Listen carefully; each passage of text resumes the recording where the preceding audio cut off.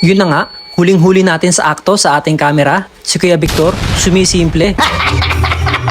Hello guys! Today's video naman po, ipapakita ko po sa inyo ang napakahabang latag ng pagkain na ito na kung tawagin po ay Boodle Fight. Dito nga po pala ito sa bansang Qatar. Part 2 ng Boodle Fight. Ito nga po pala ang mga nakalatag na pagkain sa ating hapagkainan ngayon. Kung mapapansin nyo po, meron lang po siyang konting kaibahan sa last upload po natin ng Boodle Fight. Sige, hayaan nyo po ipakilala ko po sa inyo ang mga pagkain ito. Tara na! Una sa lahat, meron po tayong talong na gulay, pangpahaba ng buhay. Pangalawa, meron po tayong okra. At ang sumunod, meron po tayong hipon. At ang sumusunod po ay meron pong chicharon.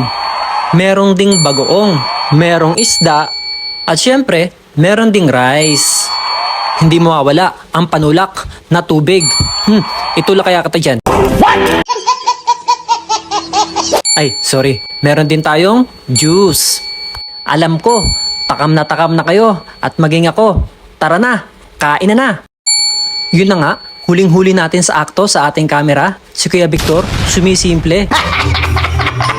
Ayun no, ngumunguya na. Huli ka, Balbon. Wala munang diet ngayon. Lamon kung lamon. Nako, napakasarap kayang kumain ng ganito. Boodle Fight, kamayan talaga. Higit sa lahat, sama-sama at marami kayong kakain ng sabay-sabay.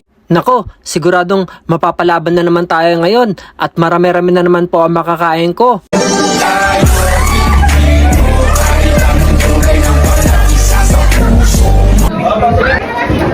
Ang diet, walang diet mo na ngayon.